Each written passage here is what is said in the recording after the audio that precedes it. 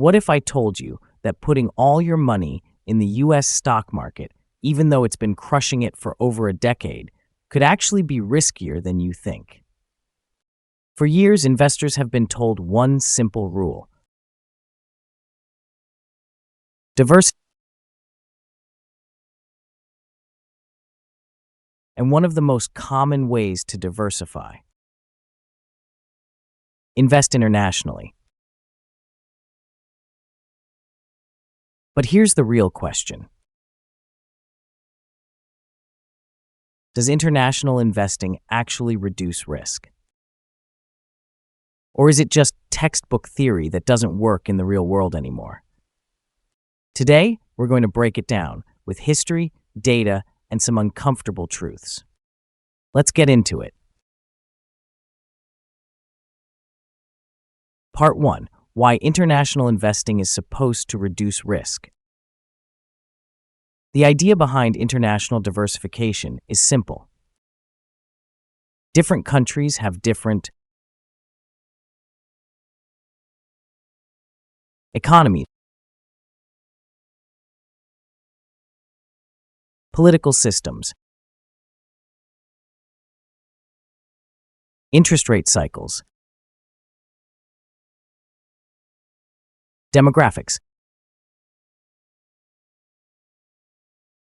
industry strengths. When one country struggles, another might thrive. For example, the US might be in recession. Europe might be expanding. Emerging markets might be booming. If your money is spread across all of them, you're not dependent on just one economy. This works because of something called correlation. If two investments don't move perfectly together, combining them smooths out volatility. Imagine portfolio 100% US stocks. Portfolio B, 70% US, 30% international. If international stocks move differently than US stocks, Portfolio B should experience smaller swings over time. That's the theory. But does it hold up? Part 2. What history actually shows. Let's zoom out. From 2000 to 2010, often called the lost decade for US stocks, the US market delivered basically zero returns. Meanwhile, international and emerging markets performed significantly better. If you were 100% US during that decade, you struggled. If you were globally diversified, you did much better. Now fast forward. From 2010 to around 2021, the US massively outperformed international markets. If you held international stocks during that period, it felt like a drag. So what's happening? Performance leadership rotates. There have been long stretches, sometimes 10+ years, where international outperformed the US, and long stretches where the US dominated. The key insight is this: you don't know which region will lead next. If you only invest domestically, you're making a concentrated bet that your country will continue to win. That's not diversification, that's optimism. Part 3. But aren't markets more correlated now? Here's the modern counter-argument. Global markets move together now. Everything is connected. international diversification doesn't help anymore. It's true that correlations have increased, especially during crises. In 2008, nearly every global stock market crashed together. In 2020, the pandemic hit almost everywhere at once. In extreme events, correlations spike. But here's the nuance. Even if markets move together during crashes, they don't recover the same way.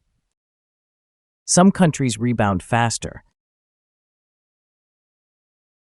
Some benefit from different economic trends. Some have stronger demographics. Also, valuation differences matter. Sometimes U.S. stocks are expensive, while international stocks are relatively cheap. Buying both reduces valuation risk, meaning you're not betting everything on one expensive market staying expensive. So yes, correlations are higher than they were decades ago. But they're not 1.0, meaning they don't move perfectly in sync. That difference still matters over long time horizons. Part 4. The hidden risks of ignoring international. There's another risk people forget. Home country bias. Investors around the world tend to overweight their own country's stocks. Americans overweight U.S. stocks. Canadians overweight Canadian stocks. Japanese investors overweight Japan.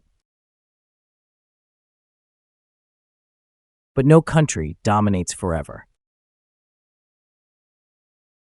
In the late 1980s, Japan made up nearly half of the global stock market. Investors believed Japan would dominate the world indefinitely.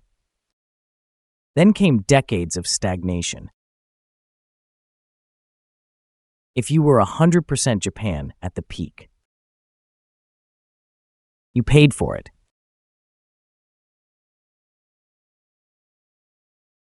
Concentration risk doesn't feel risky when things are going well.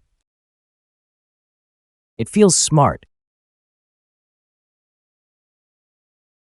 until it doesn't.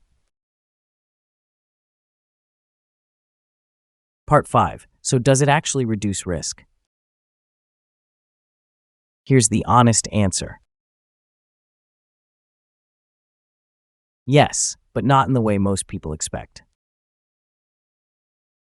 International investing may not prevent crashes, eliminate volatility, guarantee higher returns. What it does reduce is single country risk. It reduces the risk that your country underperforms for a decade. Your currency weakens significantly. Your economy structurally slows. It's protection against uncertainty. And investing is fundamentally managing uncertainty. Closing thoughts. The U.S. has been dominant for a long time. That doesn't mean it always will be. International diversification isn't exciting. It won't make headlines. But over decades, it can quietly reduce risk in ways that only become obvious in hindsight. And good investing isn't about looking smart this year. It's about surviving long enough to win long term. If you found this helpful, hit subscribe and like for more. See you next time.